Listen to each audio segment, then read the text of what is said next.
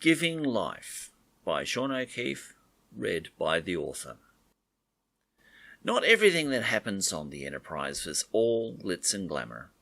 Sometimes it was the mundane things that brought challenges all their own.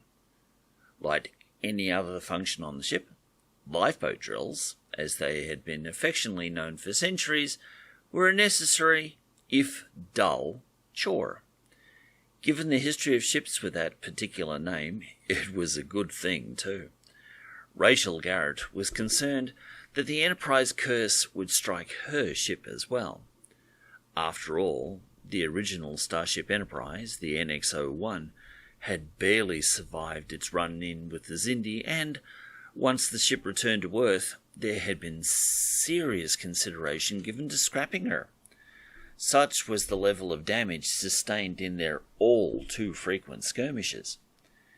NCC-1701 was destroyed by Kirk at Genesis. Her successor barely survived at Kittimer. The Enterprise-B was lost out there somewhere. Yet it was still an illustrious name. However, it seemed to draw a lot of unwanted attention. Rachel was ready to take on a fight, to the death if necessary, but she didn't invite them. She would rather solve her difficulties diplomatically. It was the true calling of the Federation flagship. The Enterprise-C was meant to fly the flag for the benevolent organization she represented, not go in guns blazing. It tended to give the people the wrong idea. As she stood in the recreation deck, Rachel was reminded once again what a headache it was running these drills. In fact, she could feel one coming on right now. She stood on the small stage set at one end of the room that was provided for entertainment purposes as well as the odd lecture. This room was dedicated to the crew's enjoyment, so there was plenty of space for games and sports. Today it was packed with people who were off shift and who were only here because their duty called them to. Those on shift were exempted from this exercise. They were needed to keep the lights on. Rachel stepped up to the small lectern, and it took a moment for all conversation to cease. She then addressed those present. "Good evening, everybody. As you know, Starfleet mandates these lifeboat drills, and we will comply to the best of our abilities. The deck officers will now organize you into your appropriate groups, and we will then do a quick, dry run. Make sure you don't eject yourselves. I don't need the paperwork, and you don't want to be doing that while the Enterprise is at warp." An involuntary shudder went through the group. There had been stories about what happened when a ship unexpectedly dropped out of warp. It was never pretty. The captain made her way over to the deck officer, who would be running Deck 1, Lieutenant Commander Dahlia Bat-Levi. The attractive lady with the silver streak through her luxurious long black hair was marred by a scar that tracked its way down her left cheek to the jawline. Her prosthetic legs and left arm were not so obvious, a legacy of an accident that had nearly claimed her and had taken her beloved twin brother. The ever-resourceful and efficient woman took her duties seriously. There was little room in Dahlia's life for humour these days. The ship's second officer was one of the best in the fleet. "Glimmer, Bullast, Garrett, Simmons, and I will be in Pod 1. Castillo, Jamison." Rachel tuned out at that point. She knew what she needed. She found filling her head with superfluous information just gave her a headache. Her gaze was drawn to Dr. Joe Stern, her CMO, who was making her way through the crowd before her. She looked like a woman on a mission, and Garrett wondered why the doctor wasn't assembling with the rest of her shipmates for the exercise. Joe was part of Alpha Shift, just like she was. She should have guessed when Joe pulled up in front of her and said, "Captain, I've got to talk to you about an urgent matter." Then her glance over at Bullast was all she needed to know what was coming next. Rachel drew her aside and said quietly, "I thought we already discussed this. We can't afford the time right now." Joe's eyes narrowed. She was never one to hide what she was feeling or thought. Lieutenant Ballast is a valuable member of this crew, and it's the least we should do. Surely this mercy mission can wait an extra half hour." The captain crossed her arms in annoyance. "And just what am I supposed to tell Starfleet? I can't just pull over to the curb so Darko can perform his little ritual." The doctor's eyes went wide at that. It was clear she was offended. "Little ritual? You have no idea how important this is to an Atrian, that we do this." Rachel responded in kind. "If we don't, is it likely to kill him, Doctor?" Jo lost a little heat. "No," she admitted, "it won't. But it could impair his efficiency." The notion bothered the captain. The nature of their mission called for her people to be operating at their peak. Knowing their communications officer was no doubt listening to their conversation, she turned and asked him directly, "Is this true, Mr. Ballast?" Darko Ballast wasn't the tallest Atrian their world had turned out, nor the most assertive, but he certainly knew his stuff. So when the mostly humanoid male sauntered over to the captain with an embarrassed air about him, she noticed it wasn't the only thing she observed. He seemed a bit off his game. "Captain?" he asked, even more sheepishly than usual. Any further questioning would have to be put on hold as, out of the corner of her eye, Rachel noticed Dahlia hold up her portable siren.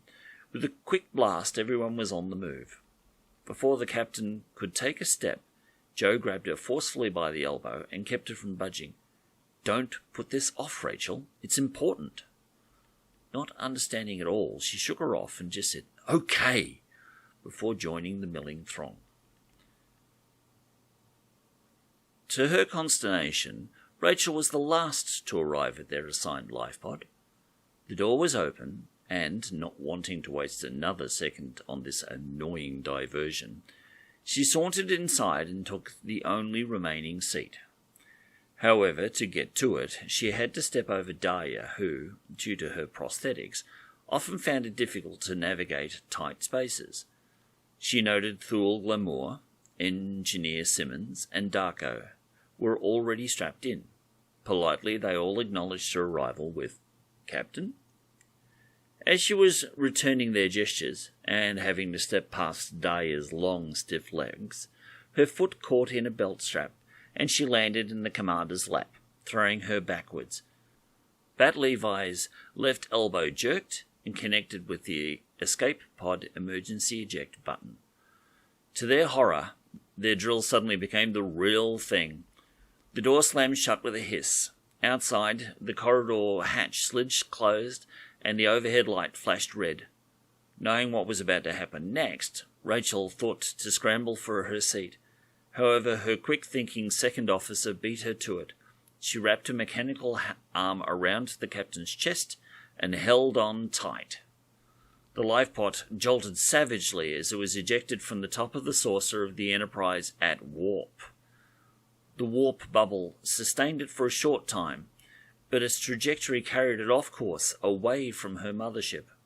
When it dropped out of warp, only its built-in inertial dampener kept its occupants from becoming strawberry jam. All the same, even for those who were strapped in, the activity was violent, to say the least. While Dahlia managed to keep a hold of the captain's torso, her arms and legs were thrown about wildly, connecting with several of the crew, even knocking poor Engineer Simmons unconscious. When the interior of the tiny space settled down, its occupants finally had a moment to take stock. With a slight whirring sound, Dahlia let go of Rachel, and the captain took her first deep breath she managed for the last minute. "God, woman, you've got a tight grip," she said, not unkindly. She rubbed her bruised ribs tenderly. "This is going to take a ton of Tylenol to cure."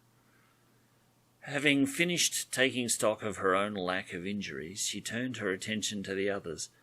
Dahlia went left, Rachel went right. Both women knew there was nothing more for them to do, as the pod's beacon would have activated automatically once it had ejected.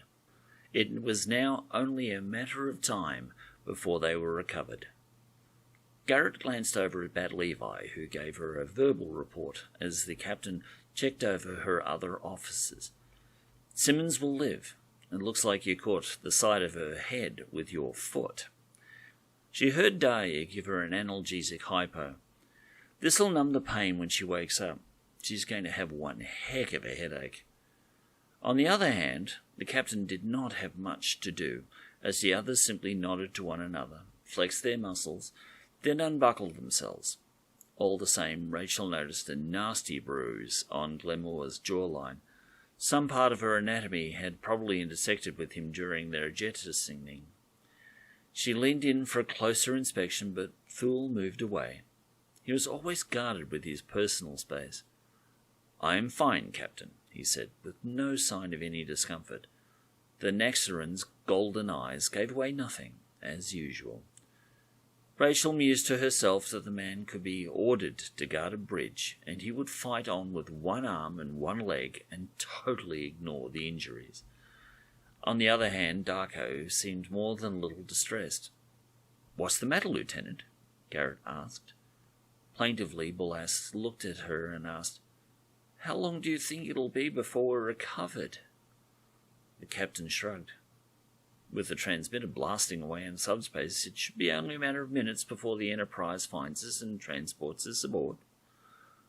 Darko seemed a peculiar mix of relieved and even more distressed. It was as if he could not make up his mind. "Yes, Captain," he said. Then he simply sat back in his seat, dejected. Not knowing what to make of the little man's attitude, Rachel decided she might as well get comfortable. There wasn't anything else to do but wait. 15 minutes later, both senior women were beginning to wonder. By this time, young Ensign Jean Simmons had come around and was nursing the mother of all headaches, but even she had noticed the distinct lack of something very big. The Enterprise. Where was she? "This is taking too long," Dahlia said. Of the two senior women, she was always the least patient. However, Rachel knew she hadn't beaten her by much. Bat Levi began moving, her servos complaining as they always did. Rachel wondered if she liked it that way. "Simmons, if you're up for it, give me a hand to check the beacon." The young, dark-skinned ensign needed no further encouragement. She shifted out of her seat, flipped up the base, and the two women began examining the glowing circuitry underneath. It took only a moment before Dahlia said, "Dreck." The annoyed look on the captain's face was as good as an order, so Dahlia expounded. "This piece of—" Dahlia reined in her temper rather than loose the string of invectives she really wanted to give vent to. "Substandard equipment burned out a fraction of a second after it activated. I can't even make matzo out of it." Rachel sighed. She noted the slightly panicked look on the ensign's face, but she put her at ease. The Enterprise has the most powerful sensors Starfleet has yet created. While it may take them a little time, they will find us. After all, they're not about to take off and leave her captain behind. Simmons gave her an embarrassed smile. "Yes, ma'am." Rachel turned to Dahlia. "Check to see if this thing has set us on course for a planet." It was Darko's groan that stopped her. The man looked like he was in physical pain. Had she hurt him when they had ejected, and he simply hadn't told her? "What's the matter, Lieutenant?" Darko looked at her apologetically. "I'm sorry, Captain. I was hoping to do this privately, but I've run out of time. I must let her go." The captain shrugged. It wasn't like there was anywhere else for them to be right now. She was aware that Bolast's mother had recently passed, and he had requested time to mourn her properly, but for some reason he had requested it to be done at sublight, and as their mission required, they remained at warp for some time. They could not afford the luxury. "By all means, Darko, do what you must." Rachel beckoned the others to sit back and leave the Atrian alone. Darko slid to the floor and onto his knees. With his eyes closed, his head down, and his arms bent and extended outwards as if in supplication, he said simply, "Mother, thank you for my life. I set you free." To the amazement of all in the tiny space, a golden light seemed to emanate from Darko's very being. Slowly, it became brighter and took form, as if it was a different person within him. As the others watched, mesmerized, they saw it was like Darko, but female. Soon it moved to separate itself from him. It floated into the space before the younger man and turned to face him. The look on her face was the very essence of a mother's love. As quiet as a whisper, they heard her say, "Darko, my son, I will love you always." Darko, his eyes wide open and filled with adoration for the mother he knew he had recently lost, bade her farewell. Knowing this would be the last opportunity he would have to share his heart with the woman who had brought him into the world, he said, "Goodbye, Mother. Thank you for giving me life." The golden being touched him lovingly on the forehead one more time, before quickly resolving to a single point of light and vanishing from their view. There wasn't a dry eye in the room. Even the mighty Thul Glamour was moved. Now, a lot more centered and relaxed, Darko Ballast got to his feet once more and took his place. He gave his captain a polite, grateful smile. "Thank you, ma'am. What you have seen is not for the eyes of outworlders, so I would appreciate you keeping it to yourselves. It is an intensely private matter."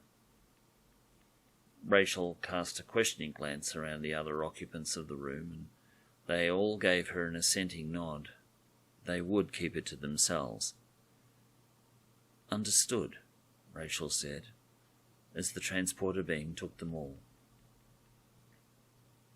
Shortly after, in sickbay, Dr. Joe Stern was checking them all over for injuries, considering their minor ordeal.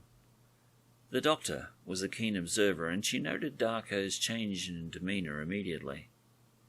"He went through with it out there, didn't he?"